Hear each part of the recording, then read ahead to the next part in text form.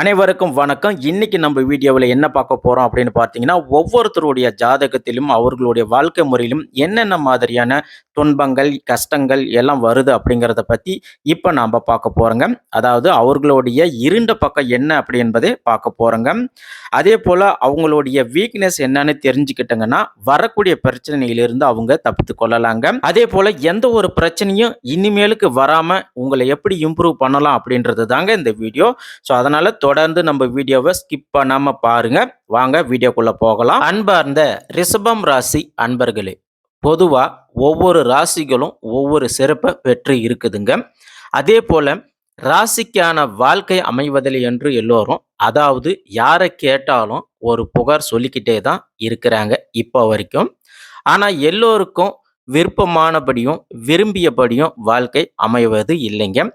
அதே போல நீங்க விரும்பினாலும் விரும்பாவிட்டாலும், ஜாதகம் இருந்தாலும் இல்லாவிட்டாலும், உங்களுக்கு என்று ஒரு நட்சத்திரம், ஒரு ராசி நிச்சயமாக அமைஞ்சு விடுங்க.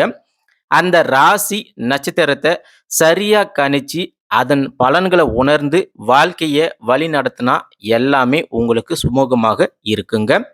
அதாவது எல்லாம் சுகமாய் நலமாய் அமையுங்க. அப்படிப்பட்ட ஒரு ராசியை பற்றியும் அதற்குரிய பலம் என்ன, பலவீனம் என்ன என்பதை பற்றி தெரிஞ்சு கொண்டு அவர்கள் எந்த கோவிலுக்கு சென்று வணங்கி வழிபட்டால் அதில் இருந்து விடுபடலாம், இல்லை ஒருவேளை தன்னுடைய குணங்களை மாற்றிக்கொள்ளக்கூடிய ஒரு வாய்ப்பு சந்தர்ப்பம் அமையுமே ஆனால் அது ஒரு வகையில் வெற்றி தான். பொதுவாக காலபுருஷ தத்துவத்தில் இரண்டாவது வீடாக இருக்கக்கூடியது தாங்க இந்த ரிஷபம் ராசி. இந்த ரிஷப ராசிக்கு கார்த்திகை நட்சத்திரம் 2, 3, 4 பாதங்களும், ரோகிணி நட்சத்திரம் 1, 2, 3, 4 பாதங்களும், மிருக சிரீரிசம் நட்சத்திரம் 1, 2 பாதங்களும் இருக்குங்க.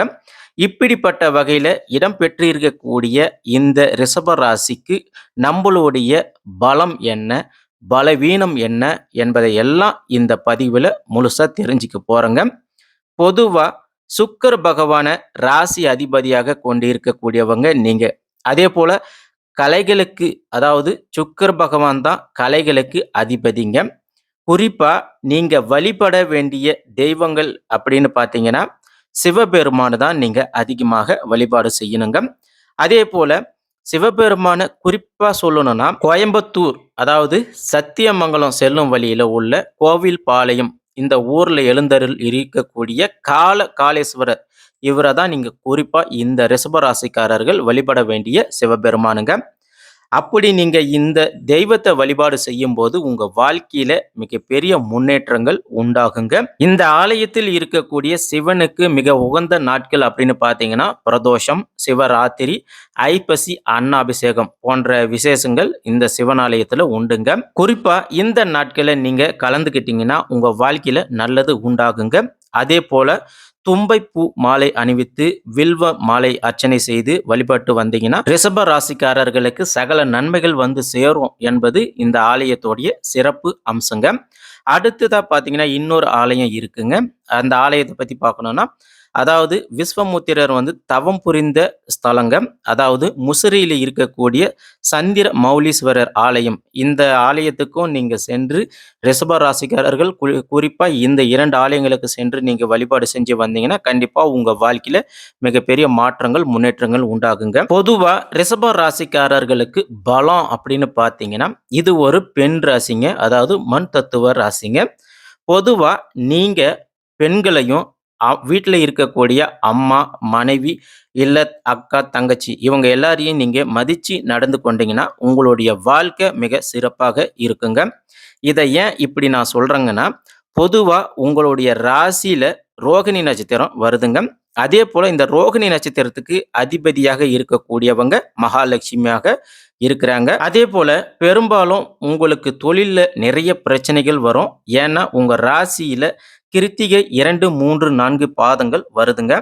அதனால உங்களுக்கு சூரியனுடைய நட்சத்திரம் எங்க நீச்சம் ஆகுதுன்னா துலாம் ராசியில சுக்கிர பகவானுடைய வீட்டில் சூரிய பகவான் நீச்சம் ஆகிறாருங்க.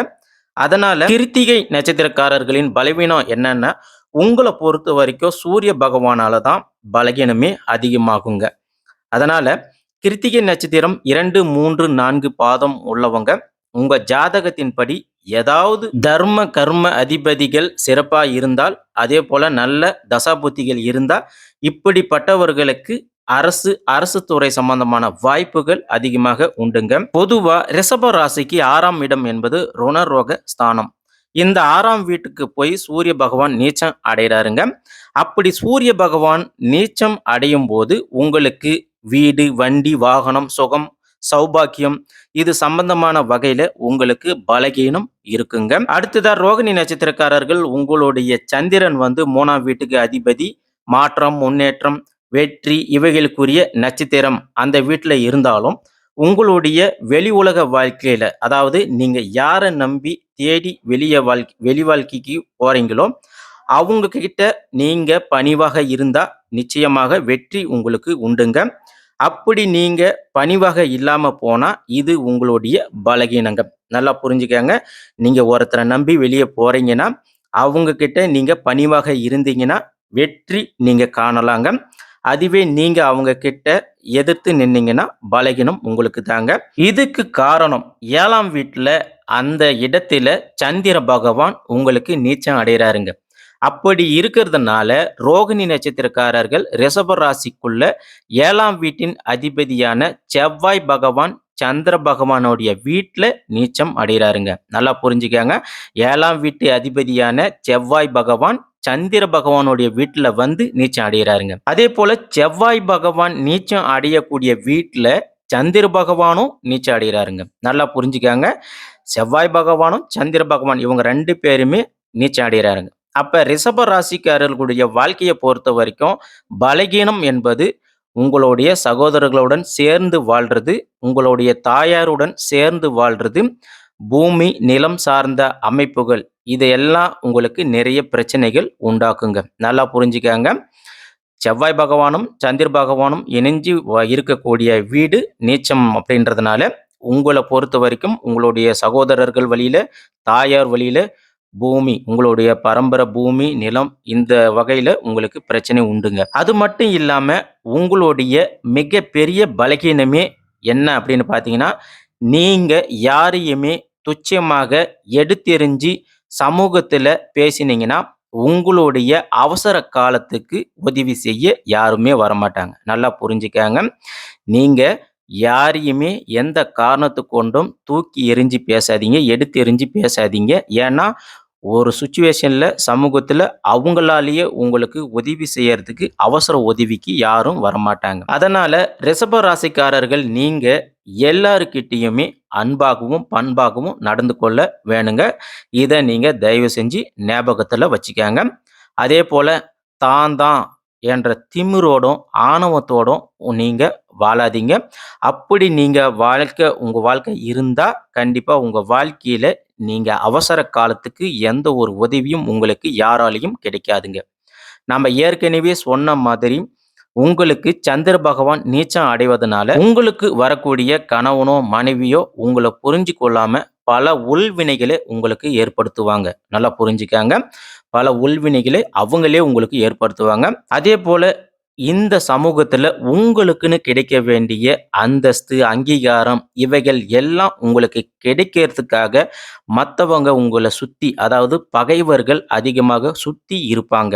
அதனால நீங்க கவனமாக இருக்கணுங்க. ரிஷப ராசிக்காரர்களுக்கு 3ஆம் இடம் மரகஸ்தானம். இந்த மரகஸ்தானம் அப்படின்றது பார்த்தீங்கன்னா, உங்களுக்கு கஷ்டங்களையும் கடன்களையும் இந்த சமூகத்துல உங்களை நீங்க அறியாமலே ஒரு எதிர்ப்பு வளர்ந்து கொண்டே தான் இருக்கும். இதுதான் நீங்க தயவு செஞ்சு முக்கியமாக தெரிஞ்சுக்கணுங்க. முதல்ல புரிஞ்சுக்கணும். அடுத்ததா மிருகசீரிஷம் நட்சத்திரம் செவ்வாயாக இருந்தா, அதன் உள்ள செவ்வாய் பகவான் நல்லா இருந்தார்னா உங்க வாழ்க்கை மிக பிரகாசமாக இருக்கும். நல்லா புரிஞ்சுக்காங்க. உங்களுக்கு மிருகசீரிஷ நட்சத்திரக்காரர்களுக்கு செவ்வாய் உங்களுக்கு நல்லா இருந்தார்னா உங்க வாழ்க்கை மிக பிரகாசமாக இருக்கும். அடுத்ததா ரிஷப ராசிக்காரர்கள் நடுத்தரமான உயரம் உடையவங்க, அழகு, கவர்ச்சி, வசீகர தோற்றம் உடையவங்களும் நீங்க தாங்க. அதே போல உங்களுடைய பலமே நீங்க பார்ப்பதற்கு அழகாகவும் லட்சணமாகவும் இருப்பீங்க. இதுதான் உங்களுடைய பலம். அதே போல என்னைக்குமே வசீகர தோற்றத்தை உடையவங்களும் நீங்க தாங்க. அப்ப அந்த வசீகர தோற்றம் குறையாமல் பார்த்து கொள்ள வேண்டியது அவசியங்க. அதேபோல பரந்த மார்பு, நீண்ட கழுத்து, ஒளி வீசும் கண்கள், அகண்ட நெற்றி, நீண்ட தலைமுடி இது எல்லாமே வந்து பார்த்தீங்கன்னா, உங்களுக்கு இருக்கும். அதேபோல மிடுக்கான நடை இது எல்லாமே உங்களுடைய பலங்க. இத மட்டும் நீங்க தயவு செஞ்சு புரிஞ்சுக்கங்க. அதனால நீங்க அறிவாளியாகவும், நல்ல ஞாபக சக்தி உடையவர்களாகவும் இருப்பீங்க. எதையும் எண்ணி அளந்து பேசக்கூடியவர்களாகவும் இருப்பீங்க. இது எல்லாமே தான் உங்களுக்கு மிகப்பெரிய பலங்க. அடுத்ததா சாந்த குணம் உடையவர்களும் நீங்க தாங்க. உண்மையும், நியாயத்துக்கும், நேர்மைக்கும் குரல் கொடுக்கக்கூடியவர்களும் நீங்க தாங்க. தன்னலம் கருதாமல் உண்மையாகவும், நியாயத்துக்கும், நேர்மைக்கும் உதவக்கூடியவர்களும் நீங்க தாங்க. அதேபோல ரிஷப ராசிக்காரர்களே, என்னைக்குமே நீங்க வாழ்க்கையில இந்த ஒரு விஷயத்த மட்டும் தயவு செஞ்சு செய்யாதீங்க. அது என்ன அப்படின்னு பார்த்தீங்கன்னா, மத்தவங்கள பத்தி கோல் மூட்டி பேசுறது, அவங்கள கிண்டல் பண்ணி பேசுறது, பிறருடைய குறைகளை பற்றி விமர்சனம் செய்யறது, இது எல்லாமே ரிஷபராசிக்காரர்களே தயவு செஞ்சு செய்யாதீங்க. அப்படி நீங்க ஒருவேளை செஞ்சீங்கன்னா, உங்க வாழ்க்கையில நீங்க உயர முடியாதுங்க. நல்லா புரிஞ்சுக்கங்க. அதேபோல உங்கள பொறுத்தவரைக்கும் உங்களுடைய கொள்கைய நீங்க யாருக்காகவும் விட்டுக் கொடுக்க மாட்டீங்க. ஆமா தானே? உண்மைன்னா கமெண்ட் பண்ணுங்க. அதேபோல எதிரிகள முறியடிச்சு அத சாதனை புரியக்கூடியவர்களும் நீங்க தாங்க. உங்களுக்கு இயல்பாகவே பிடிவாத குணம் கண்டிப்பாக இருக்கும். அதேபோல எடுத்த முடிவ மாத்திக் கொள்ளாதவர்களும் நீங்க தாங்க. அதேபோல இந்த ரிஷப ராசிக்காரர்களுக்கு ஒரு முக்கியமான விஷயம் என்ன அப்படின்னு பார்த்தீங்கன்னா, உங்கள பொறுத்தவரைக்கும் மனைவியுடன் சுகமான உறவு வைத்துக்கொள்ள மாட்டீங்க. மெயினா உங்களுக்கு தலைவலியே இதுதாங்க. அதேபோல உங்களுடைய வெறுப்பு தன்மை என்ன அப்படின்னு பார்த்தீங்கன்னா, பொதுவா அடுத்தவங்க சுகமாகவும், நலமாகவும் இருந்தா உங்களுக்கு பிடிக்கவே பிடிக்காதுங்க. அதேபோல மாற்றம், உறுதித்தன்மையற்றது, இணக்கமின்மை இதுதான் உங்ககிட்ட இருக்கக்கூடிய மிகப்பெரிய மைனஸான குணங்கள். அடுத்ததா உங்களுடைய இருண்ட பக்கம் அப்படின்னு பார்த்தீங்கன்னா, கஷ்ட காலத்துல அதாவது கஷ்டம் ஏற்படக்கூடிய காலத்துல நீங்க ரொம்ப மோசமா நடந்துக்குவீங்க. அதேபோல எல்லாத்துலயுமே சிறந்தத தான் நீங்க ரொம்பவே விரும்புவீங்க. தங்கம், ஆபரண பொருட்கள் விஷயங்கள்ல ஒரு டைம் திடீர்னு சிக்கனமா இருப்பீங்க. அதேபோல சில நேரங்கள்ல நீங்க செலவையும் ரொம்ப விட்டுருவீங்க. சில நேரங்கள்ல வந்து பார்த்தீங்கன்னா, உங்களுடைய உணர்வு திறன் ரொம்ப மோசமாக இருக்குங்க. அதேபோல நீங்க வேலை செய்யும்போது அப்படின்னு பார்த்தீங்கன்னா, சில நேரத்தில வேலை செய்யாம ஏமாத்துவீங்க. சில நேரத்தில நேர்மையாக இந்த வேலைய செஞ்சு முடிக்கணும் அப்படின்னு செஞ்சு முடிக்க கோரியவர்களும் நீங்க தாங்க. இது எல்லாமே உங்களுடைய மைனஸ் குணத்தில வருதுங்க. அடுத்ததா 12ஆம் இடத்துல குரு பகவான் இருக்கிறாருங்க. 11ஆம் இடத்துல ராகு இருக்கிறாருங்க. 10ஆம் இடத்துல சனி பகவான் இருக்கிறாருங்க. உங்களுக்கு 5ஆம் இடத்துல வந்து பார்த்தீங்கன்னா, கேது பகவான் இருக்கிறாருங்க. பொதுவா உங்களுக்கு ஆழ்ந்த நிம்மதி எப்பயுமே இருக்காதுங்க. அதேபோல முன்னேற்றத்துல தடங்கல்கள் ஏற்படுவதற்கு வாய்ப்புகள் அதிகமாக இருக்குங்க. எதையாவது செய்து லாபத்தை பெற்றுவிடலாம் அப்படின்னு தவறான வழியிலலாம் நீங்க செல்வீங்க. அதேபோல சனி பகவான் 10ல பாதியாக இருக்கிறதுனால, உங்க வேலையில வொர்க் டென்ஷன் அதிகமாக இருக்குங்க. சரியா நீங்க கவனிக்கலன்னா, உங்களுடைய சொத்து, சுகம் இது எல்லாமே இழக்க நேரிடுங்க. கிடைச்ச வாய்ப்ப அதாவது கோல்ட் ஆப்பர்ச்சுனிட்டிய நீங்க இழக்காத மாரி பார்த்துக்கங்க. அடுத்ததா ராகு பகவான் உங்க ராசியில நேரடியாக பார்க்கறதுனால, உங்களுக்கு செலிப்ரேஷன் நாட்டம் அதிகமாக இருக்குங்க. அதாவது இந்த என்டர்டெயின்மென்ட்ல உங்களுக்கு ரொம்ப அதிகமாக இருப்பீங்க. இது 2வதா வந்து பார்த்தீங்கன்னா, லாபத்த கெடுப்பாருங்க. நிறைய பிரச்சனைகள உங்களுக்கு உண்டாக்குவாருங்க. அதேபோல மூத்தவர்கள், பெரியவர்களுடன் பழகும்போது ரிஷபராசிக்காரர்கள் ரொம்ப எச்சரிக்கையாகவும், கவனமாக இருக்கணுங்க. அதேபோல உங்களுக்கு கிடைச்ச அந்தஸ்து, அங்கீகாரம் இது எல்லாமே நீங்க தயவு செஞ்சு தக்க வச்சுக்கிறதுக்கு ரொம்பவே பாடுபட வேண்டியிருக்குங்க. ஆகையால ரிஷபராசிக்காரர்களே இது பொது பலனா பாருங்க. உங்களுடைய ஜென்ம ஜாதகத்தின்படி மாற்றம் உண்டுங்க. அதேபோல உங்களுடைய பலம், பலவீனத்த நீங்க புரிஞ்சு சரியா நடந்துக்கினீங்கன்னா, கண்டிப்பாக வாழ்க்கையில வெற்றி உண்டாகுங்க. நாம ஏற்கனவே சொன்ன மாதிரி, இந்த 2 சிவ ஆலயங்களுக்கு நீங்க சென்று வழிபாடு செஞ்சு வந்தீங்கன்னா, கண்டிப்பா உங்க வாழ்க்கையில மிகப்பெரிய மாற்றம், முன்னேற்றம் உண்டாகுங்க. நல்லதே நடக்கும். நன்றி, வணக்கம்.